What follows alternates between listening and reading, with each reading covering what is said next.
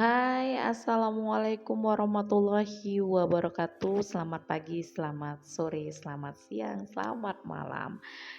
Di sini saya ingin mempresentasikan hasil proyek magang di Ubik ya, tepatnya di Malang tentang data science.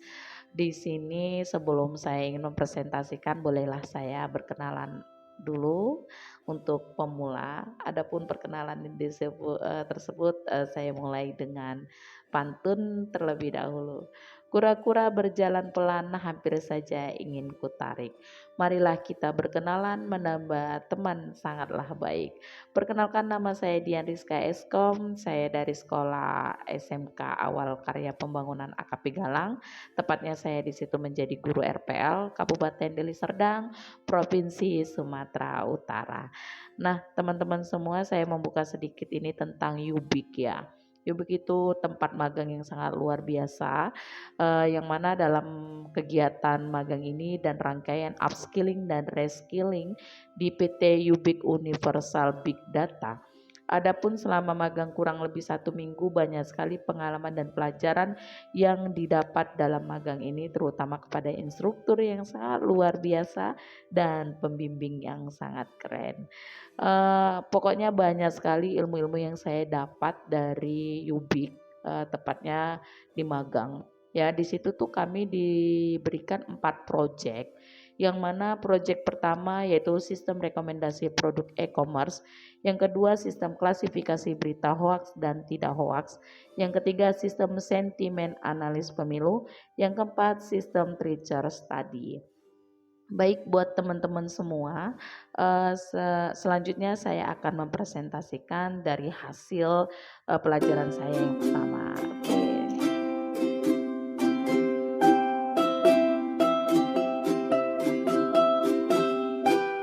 Baik, kita melanjutkan hasil dari saya sendiri, selesai saya magang di sana. Baik ya, kita tunggu dulu. Oke. Nah, di sini tuh kita masuk ke Google Colab ya. Langsung saja saya jelaskan di sini. Langkah pertama itu yaitu menghubungkan dengan Google Drive-nya, yang mana kita runkan terlebih dahulu. Setelah itu, setelah kita runkan, kita langsung mengambil dataset dari drive-nya, yang mana dataset dari drive-nya itu kita ada lantai di samping ini. Nih. Nah, langsung kita masukkan dan kita copy paste di sini. Oke ya. Nah, selanjutnya dia itu akan menampilkan hasil dari copy paste kita. Setelah itu langsung kita mengetahui nilai dan kita mencari nilai data yang kosong setelah menampilkan dari copy paste yang sudah kita terapkan di sini. Nah, kita mengetahui nilai yang kosong, kita import pandas terlebih dahulu dan kita masuk langsung ke yang kita copy paste tadi. Nah, ini dia. Nah, untuk mengetahui rows, kolom, kemudian kolom features, dan non-follow. Nah, untuk mengetahui jumlah kolom baris ataupun mengetahui data yang kotor. Nah, selanjutnya setelah kita tahu, kemudian kita masuk ke mengetahui statistik data, yaitu tentang statistik data yang ada. Nah, inilah dia tampilannya. Selanjutnya untuk melihat statistik data tersebut, yaitu dari like dan dislike. Nah, di sini bisa kalian lihat, disinilah data setelah kita untuk melihat statistiknya. Nah, selanjutnya itu langkah berikutnya yaitu kita tentang membersihkan data, yang mengecek data apakah data tersebut tuh ada yang nol. Nah, selanjutnya sudah ditampilkan seperti ini, langsung saja kita menampilkan baris yang mempunyai nilai kosong. Maaf ya, ini dia kelewatan.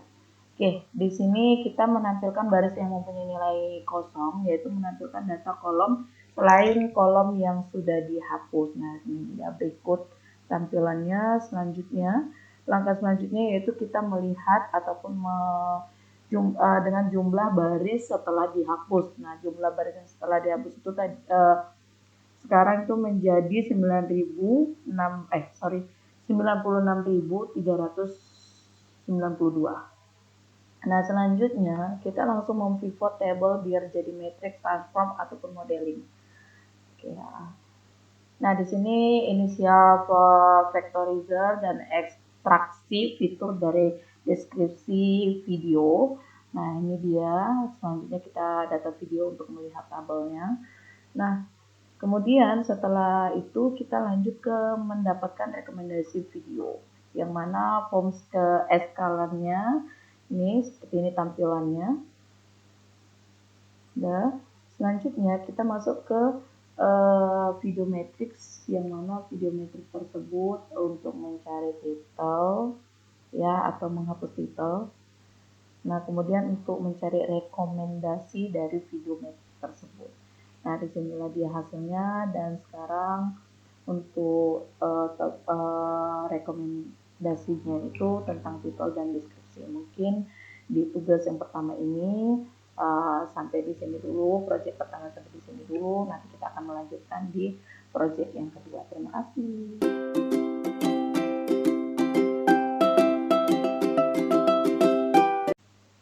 Baik teman-teman, kita langsung memasuki proyek yang kedua, yaitu tentang sistem klasifikasi tentang berita hoax atau tidak hoax.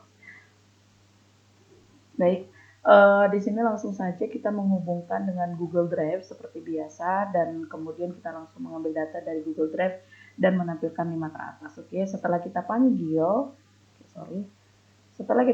kita mencari atau mengetahui kolom yang punya nilai 0. Nah, di sini sudah dapat ya data yang mempunyai nilai 0, kemudian kita data nilsnya juga, dan selanjutnya kita untuk mengetahui jumlah kolom dan baris. Nah, di sini tuh kita sudah mengetahui jumlah kolom dan barisnya, dan langsung saja kita memvalidasi berita atau regex dan menghapus karakter untuk isian dan kolom agar lebih berisi. Sorry ya, ini tulisannya lebih bukan lebu, oke. Nah, di sini tuh kita langsung, dan di sini sudah ada dan ini hasilnya, dan langsung saja kita menghapus isi kolom fitur regex atau kolom title dan body. Nah, setelah itu kita menghapus kategori yang tidak kebanyakan. Nah, di sini tuh kategori yang tidak kebanyakan itu ada kategori berita dan kategori. Nah, kemudian lanjut kita sudah kita ketahui, dan lanjut kita melatih data menjadi data trend dan tes X title dan Y kategori. Oke, ini dia hasilnya. Selanjutnya kita masuk fungsi lain dari normalisasi, bisa dengan TF-IDF atau membuat vectorizernya. Nah, yang pertama itu adalah membuat vectorizer, dan yang kedua itu memprediksi berdasarkan logistic regression. Nah, selanjutnya ini hasilnya. Nah, yang ketiga itu memprediksi berdasarkan random forest. Kita masuk ke SQL Learn-nya. Selanjutnya di sini ada memanggil model, training model, dan cek akurasi training model. Nah, selanjutnya kita melakukan klasifikasi, yang mana di sini kita perbaikan menggunakan tanda sama dengan untuk menetapkan prediksi RF ke variabel, terus kemudian RF memperbaiki pemformatan string dan menampilkan prediksi langsung. Oke, di sini bisa kalian lihat.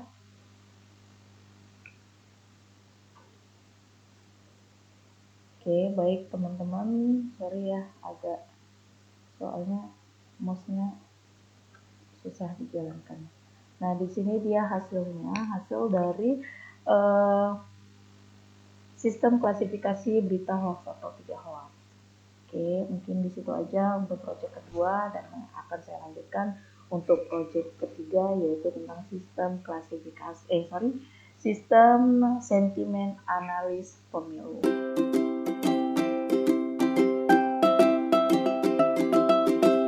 Lanjut, kita tuh tentang proyek yang ketiga, yaitu tentang sistem sentimen analisis pemilu, yang mana kita tuh mencari siapa yang memiliki sentimen yang paling positif. Berikut proyek ketiganya, yaitu tentang sentimen tersebut. Nah, di sini tuh langsung kita menghubungkan dengan Google Drive seperti biasa ya. Nah, langsung saja kita mengambil dataset dari Google Drive dengan library data. Nah, setelah diimport data, selanjutnya kita jalankan. Nah, langsung kita panggil kembali Google Drive-nya untuk mengetahui data is null ataupun kita menghapus dropnya dan mengetahui is null-nya. Nah, di sini langsung kita masuk ke sorry ya, karena namanya agak susah sih. Oke, nah kemudian kita masuk ke data file explore ataupun tag ya. Nah, di sini tuh untuk mencari title, tag, title, kemudian artikel text-nya. Nah, selanjutnya ini hasil dari kita melihat mana siapa yang memiliki sentimen yang paling positif, yaitu ada 3 kandidat yang mana itu ada Anies Baswedan, Prabowo Subianto, dan Ganjar Prabowo. Nah, selanjutnya setelah hasilnya tahu dan kita tuh tahu tuh paslon dengan sentimen terbaik adalah Ganjar Pranowo. Nah, di sini dia sudah terlihat ya. Mungkin di situ aja untuk proyek ketiga ini. Nanti selebihnya saya akan coba kembali dan mencari analisis yang lain. Nah, kemudian kita tuh masuk ke analisis, kita masuk ke project yang keempat, yaitu tentang sistem Richter Study. Oke, terima kasih.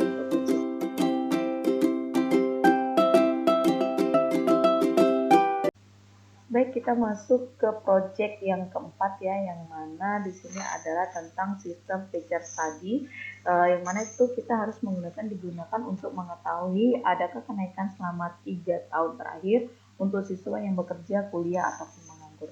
Nah, langsung saja ini adalah prosesnya, yaitu menghubungkan seperti biasa, menghubungkan dengan Google Drive. Kemudian kita mengambil dataset dari Google dengan library Pandas dan memprolibrary atau menambah package lain yang diperlukan. Nah, selanjutnya ini langkahnya dan kemudian hasilnya. Dan langkah selanjutnya yaitu membersihkan sebuah data CSV, yaitu menghapus kolom Unimed 01 dan Unimed 0. Nah, di sini juga nampak ya hasilnya ya, Unimednya sudah tidak ada. Kemudian kita mengecek apakah data dengan nilai volume 0 dan mengetahui jumlah baris dan kolom. Nah, di sini kita sudah tahu dan data awal sebelum dihapus itu adalah 6.500, 3 kolom. Kemudian kita mengecek kembali apakah ada data yang kosong. Nah, kemudian itu kita mengecek kembali dan disinilah hasilnya, dan mengecek kembali data yang polinomnya yang sudah dihapus. Nah, data setelah dihapus itu menjadi 5.000 dan 3 kolom. Oke, selanjutnya itu membuat grup untuk data untuk grafik. Nah, di sini sudah dilihat, di sini tuh ada tahun 2019 ini hasilnya, tahun 2021 ini hasilnya, tahun 2020 tahun 2019, tahun 2020, tahun 2021. Nah, selanjutnya kita menampilkan grafik ke repositori kita. Nah, inilah dia grafiknya, yang mana di grafik tersebut yang bekerja itu di tahun 2019 dia menurun, dan kemudian dia naik lagi 2020 ke 2021 dia menaik sedikit. Nah, kemudian di bagian yang kuliah di 2019 dia naik, kemudian di 2021 dia turun. Nah, kemudian yang merah ini, yang menganggur ya maksud saya. Yang menganggur yang merah ini di 2019 dia naik drastis pengangguran. Selanjutnya dia menurun itu perlahan-lahan di 2021. Sementara yang kuliah itu dia 2019 itu dia menurun sampai 2021, sampai dia masuk ke 2021 itu mungkin dia ada inisiatif ingin bekerja dulu atau gimana, kita nggak tahu ya. Kemudian di 2021 dia naik drastis. Inilah dia hasil dari grafik tersebut. Kemudian kita analisa dan prediksi data siswa. Nah, data siswa tersebut setelah kita analisa, ini dia setelah kita jalankan hasilnya, dan kemudian kita mencari tren data untuk melakukan prediksi. Nah, selanjutnya ini dia hasil dari tren data untuk melakukan prediksi. Kemudian dia pemodelan SVR. Nah, pemodelan SVR ini sudah tahu ya nilai hasilnya. Kemudian kita melakukan prediksi. Yang mana melakukan prediksi ini kita mengetahui pokoknya dari 2019, 2020 sampai 2021 dan kita memprediksinya di tahun 2022. Dan kemudian kita membuat insert ke kolam. Insert ke kolom maksud saya. Nah, kemudian bekerja, kuliah dan menganggur. Dan kemudian kita membuat prediksi tes. Membuat prediksi tesnya itu di tahun 2019 itu ada 4030,25 dan di yang di 2020 ada 4, di 2021 870,25. Sorry ya, yang tadi yang di atas ini adalah yang tahun 2019. Kemudian tuh selanjutnya kita membuat grafik prediksi. Grafik prediksi ini dia hasilnya. Nah, diprediksikan itu ada bekerja, melanjutkan kuliah dan menganggur. Ini dia prediksi grafik ya, antara bekerja, kuliah dan menganggur. Dan kemudian setelah kita buat grafik, kita analisa hasil akhirnya. Nah, hasil akhirnya itu ada di tahun 2022 nantinya ada sedikit kenaikan dan ada sedikit penurunan. Nah, yang bekerja itu yang warna biru ini di tahun 2020 itu dia menaik. Ya, kemudian di 2021 dia datar naiknya sedikit dan di tahun 2022 itu dia agak menurun. Nah, kemudian yang di kuliah itu di tahun 2020 dia tuh naik gitu. Kemudian di tahun 2020 sampai 2021 tuh dia naiknya lebih drastis. Mungkin orang lebih berpikir ya sekarang ya. Kemudian di 2022 itu dia agak sedikit menurun. Uh, Kita nggak tahu sih dampaknya apa, mungkin juga atau malas kuliah atau kita nggak tahu juga. Nah, kemudian itu di yang merah yang menganggur itu tetap bertahan gitu. Di tahun 2019 sampai 2020 itu dia menaik gitu untuk data yang menganggur. Kemudian tuh agak menurun sih di tahun 2021 ya, dan selanjutnya itu dia agak menaik sedikit jumlah pengangguran. Nah, di situ ini ada perubahan ya, ada prediksi perubahan dari 2022 sampai 2020 di tahun 2022 prediksinya, dan ini perbandingan dari uh, apa namanya grafik di tahun 2019, 2020 dan 2021. Ini dia, dan kemudian perbandingannya prediksi untuk 2022 itu kita prediksinya itu adalah perbedaan gitu. Mungkin sekedar itu aja dari hasil presentasi uh, selama magang, hasil presentasi hasil bekerja kita selama magang di Universal Big Data. Nah, maaf ya kalau misalkan ada salah kata ataupun kurang jelas dalam menyampaikan materi, mungkin kedepannya akan saya perbaiki lagi dan saya akan tetap belajar. Dan terima kasih banyak pada Universal Big Data Malang yang sudah memberikan ilmu begitu banyak, tapi mungkin pengetahuan saya agak sedikit berkurang, dan tapi saya tetap akan terus belajar. Terima kasih banyak Yubik Malang. Oke, terima kasih. Assalamualaikum warahmatullahi wabarakatuh.